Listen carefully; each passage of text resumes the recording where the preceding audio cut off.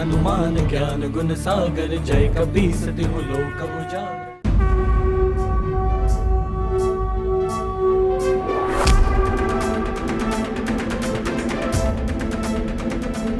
जय श्री राम, जय श्री राम, जय श्री राम, जय श्री राम, जय श्री राम, जय श्री राम। भ्राता सुग्रीव, जिन कार्यों को पूर्ण करने के लिए वाली भैया को पृथक श्रम करने पर बाध्य हो जाते हैं, उन्हें केवल एक ही बाण में संपन्न करने वाले मेरे प्रभु श्री राम की असीमित शक्ति पर अब तो आपको विश्वास हो गया होगा ना?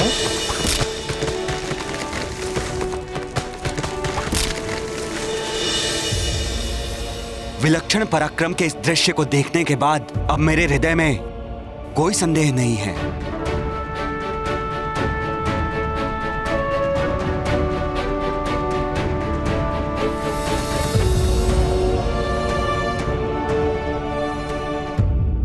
मुझे क्षमा करना मित्र।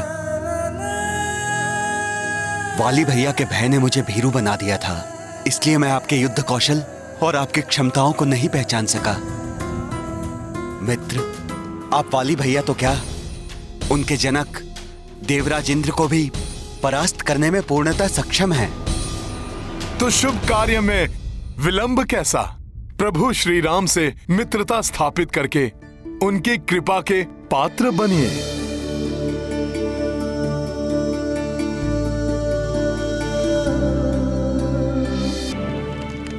मित्र, मैं अपने पूर्ण बल के साथ आपकी मित्रता के प्रति समर्पित रहूंगा।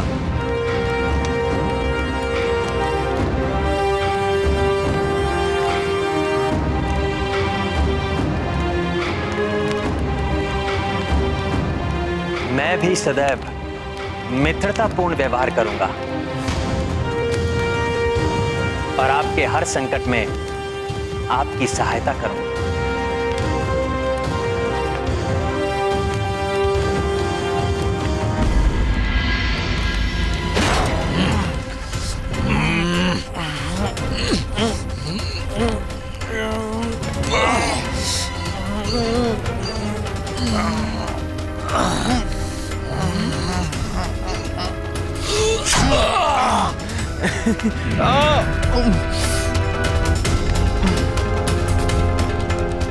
उत्तम, अति उत्तम। अंगद मेरे पुत्र, मुझे गर्व है तुम पर। महानतम वाली जैसे महान पिता के योग्य पुत्र हो तुम।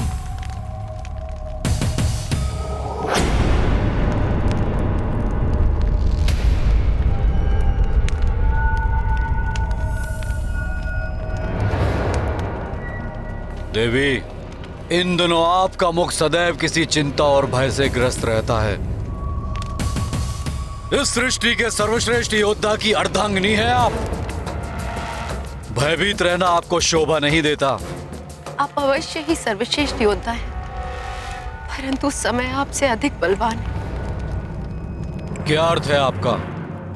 स्वामी, रात्रि में सपनों से मेरी निद्रा भंग हो जाती, दिन में जागते हुए मुझे अशुभ संकेत दिखाई देने लगते हैं। मेरा दाहिना नेत्र निरंतर कंपित होकर किसी आगामी अनिष्ट की सूचना देता है स्वामी। मुझे ऐसा प्रतीत होता है स्वामी जैसे हमारा प्रतिकूल समीप है। स्वामी, मैं आपकी अर्धांगिनी हूँ। इस पूरे संसार में आपकी सबसे बड़ी शुभचिंता। मेरी विनती स्वीकार कीजिए नाथ। अपने भ्राता सुग्रीव से शत्रुता समाप्त कर उनकी अर्धांगिनी रोमा उन्हें लौटा दी। महानतम वाली हूं मैं। मुझे भयभीत कर सीख देने का प्रयास ना करें देवी। अब आपके अनुज सुग्रीव एकांकी नहीं, उनके समर्थन में वे दो। शांत, शांत हो जाइए देवी। किसी भी योद्धा का समर्थन मुझे कोई हानि नहीं पहुंचा सकता। मेरे समक्ष आते ही मेरे शत्रु की शक्ति क्षीण पड़ जाती है। और मेरी शक्ति दोगुनी हो जाती है। परंतु आपको सावधान करना मेरा परम कर्तव्य है। वाली भैया को प्राप्त वरदान के अनुसार उनसे युद्ध करने वाले योद्धा की आदि शक्ति उनमें समाहित हो जाती है और उनकी शक्तियों में वृद्धि कर देती है। मित्र सुग्रीव, आप इसकी चिंता त्याग दें, क्योंकि वाली से युद्ध मैं नहीं, आप ही करेंगे।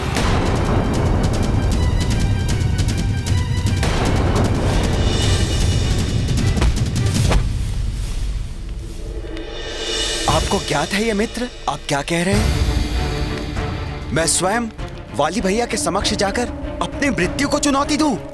हाँ मित्र सुग्रीव, जब आप उससे युद्ध करने जाएंगे तब मैं वहां से कुछ दूर कोई स्थान पर स्थित रहूंगा और उचित समय पर वहीं से अपने बाण के प्रहार से वाली की दुष्टता का अंत करूंगा।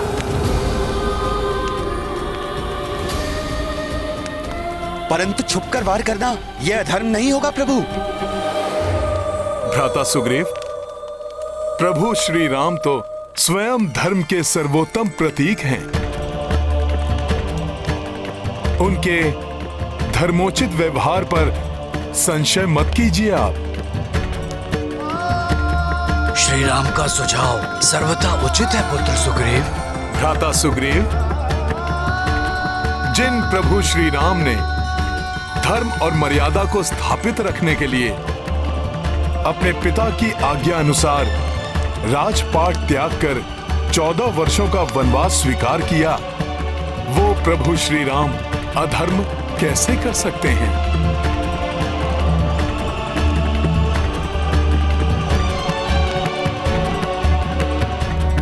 श्री राम की योजना के अनुसार मैं स्वयं वाली भैया का सामना करूंगा। यदि योजना के विपरीत कुछ भी घटित हुआ तो वाली भैया मेरे शरीर से प्राण छीनकर परलोक भेज देंगे। भ्राता सुग्रीव, भय तज कर अपने अधिकारों के लिए संघर्ष करने का समय अब आ गया है। प्रतिक्षण भयाक्रांत रहकर घुट घुट कर मरने से तो श्रेष्ठ है कि आप भ्राता वाली का सामना करें। और फिर आपको इतना दुर्लभ अवसर भी तो प्राप्त हुआ है कि स्वयं प्रभु श्री राम आपकी सहायता करने के लिए तत्पर हैं।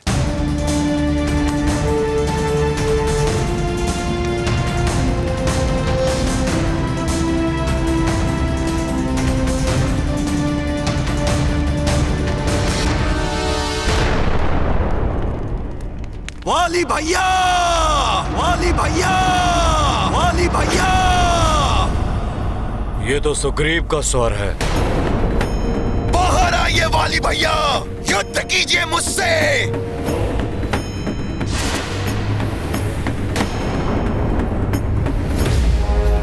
सुग्रीव का इतना दुस्साहस!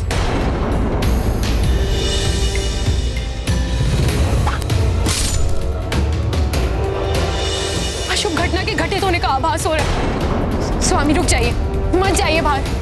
मुझे किसी अत्यंत अशुभ घटना के घटित होने का आभास हो रहा है। स्वामी, स्वामी रुक जाइए। माताश्री का कथन उचित है पिताश्री, आपको इस युद्ध के लिए नहीं जाना चाहिए। अंगद, तुम मेरे समान शूरवीर योद्धा होने के पश्चात भी मुझे भयभीत होकर रोकने का प्रयास कर रहे हो।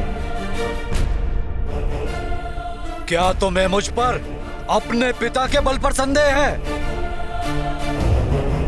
नहीं पिताश्री, मैं आपके बल और वीरता पर कदापि संदेह नहीं कर सकता, परंतु मैं इससे अवश्य अचंभित और सशंकित हूँ। सुग्रीव काका में अचानक आपको चुनौती देने का साहस कैसे आ गया? इसमें अवश्य उनकी कोई कुटिल योजना है, उनकी कोई सहायता कर रहा है। आपके घात का छल है ये पिताश्री। आशा करता हूं कि उसने अच्छा जाल बुना हो। उसे ध्वस्त करने में युद्ध का आनंद और अधिक बढ़ जाएगा।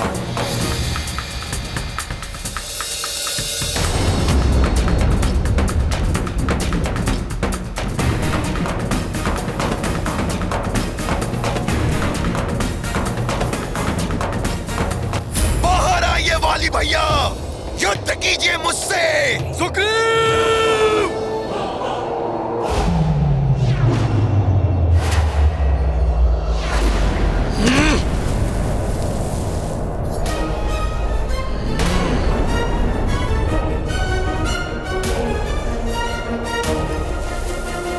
उत्तम,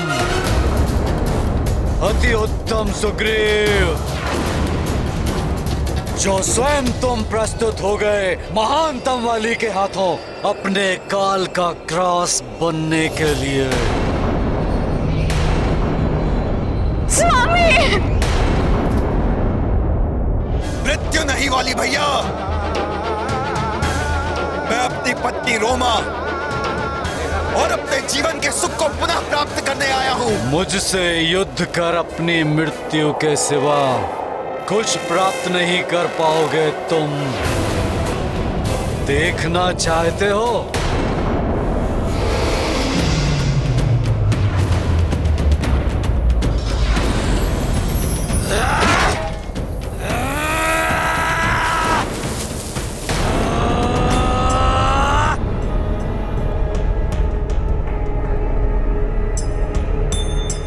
हे प्रभु, इस भक्त की यही इच्छा है कि आज आपके ही हाथों वाली भैया के आतंक का अंत हो।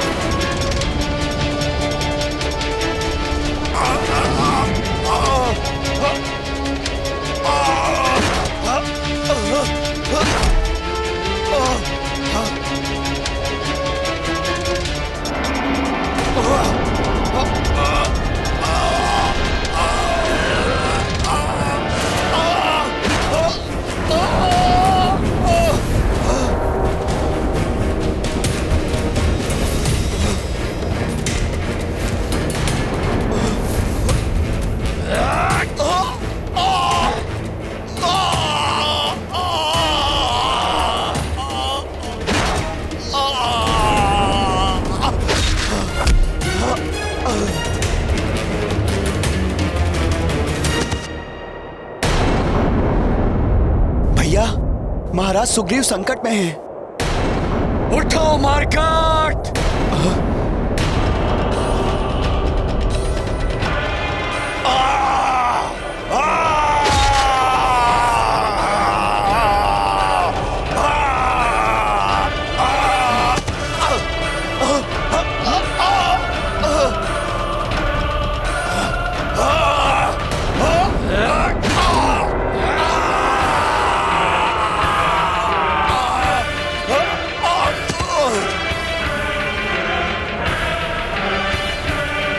क्या कारण है कि प्रभु ने अब तक अपने बाण से वार नहीं किया?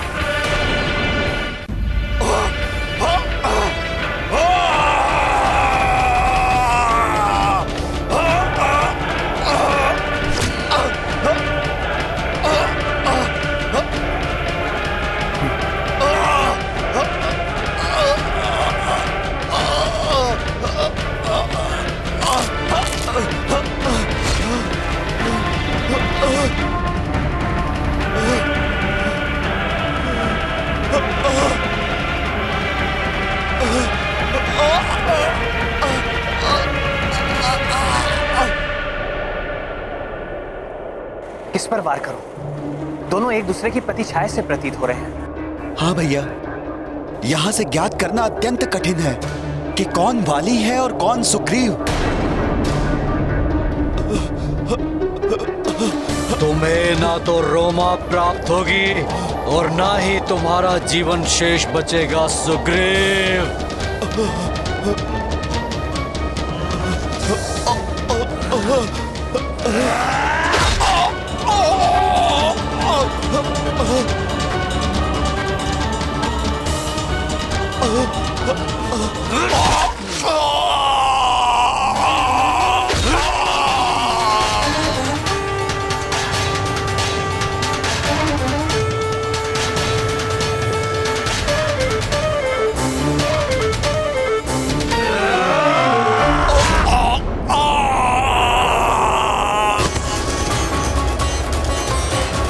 यदि श्री राम ने शीघ्र ही वाली भैया पर वार नहीं किया तो आज वाली भैया से परास्त होकर उनके हाथों मेरा अंत निश्चित है।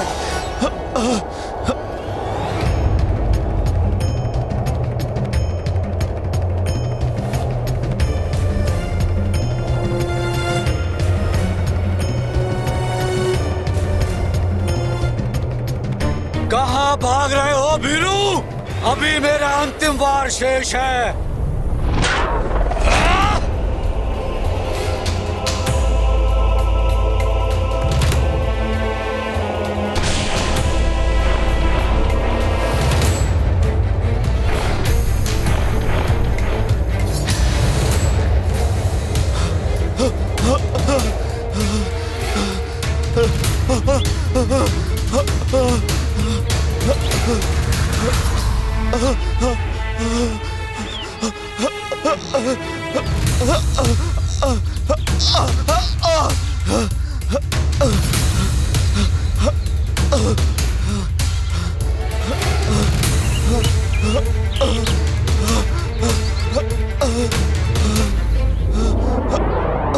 भ्राता सुग्रीव!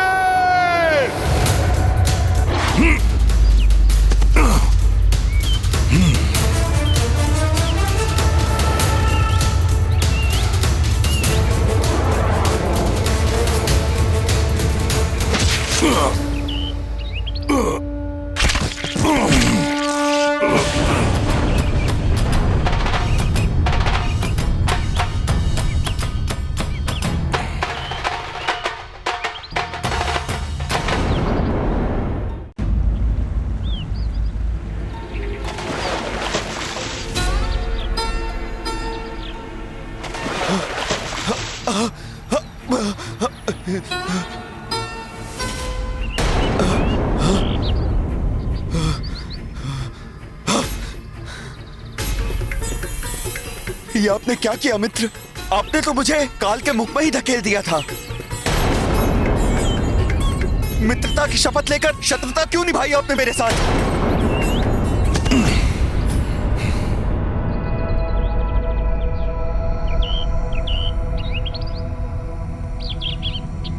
शत्रुता?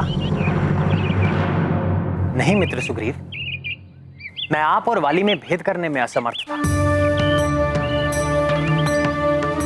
आप दोनों मुख से, कद काठी से, शरीर की बनावट से एक समान दिखाई देते हैं। वस्त्र, आभूषण, यहां तक कि आपकी गदाएं भी एक जैसी हैं। मुझे भय था कि आपको पहचानने में त्रुटि से कहीं मेरे बाण से आप आहत ना हो जाए। प्रभु, मेरे पास इस समस्या का समाधान है।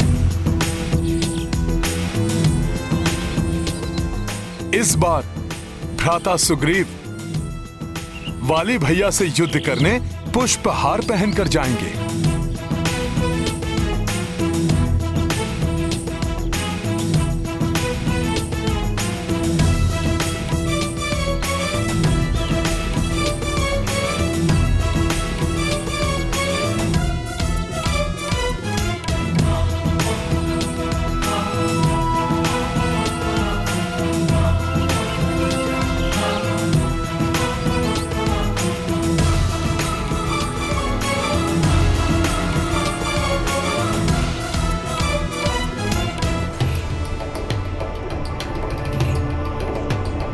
वाली भैया, इस बार मुझसे अपनी रक्षा नहीं कर पाएंगे आप। आइए बाहर, आइए, मैं आपको चुनौती दे रहा हूं। बल पर विश्वास नहीं रहा है क्या वाली भैया? मेरे अग्रज, मेरे शत्रु, आइए और मेरा सामना कीजिए। सुग्रीव, इतना दुस्साहस! स्वामी रुक जाइए। भोजन के मध्य में उठकर जाना अशुभ होता है। स्वामी, एक और शंका है जो मुझे सता रही है। अभी कुछ ही पूर्व पहले आपके भ्राता सुग्रीव आपसे परास्त होकर जा चुके हैं, तो पुनः क्यों आपसे युद्ध करने आएंगे? उसकी मृत्यु पुनः उसे यहाँ खींच लाई है देवी। वाली भैया, वो यहाँ आ तो गया, किंतु जीवित वापस नहीं लौटेगा। स्वामी, स्वामी, स्वामी रुक जाइए। स्वामी,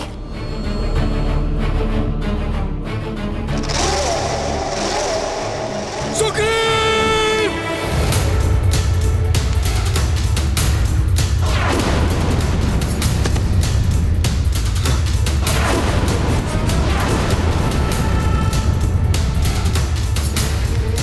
मूर्ख भीरू, पुनः तुमने यहाँ आने का दुस्साहस किया।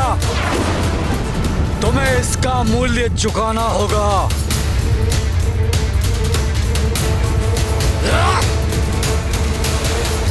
कभी भी अपनों की या सच्चे मित्रों की सलाह की उपेक्षा नहीं करनी चाहिए।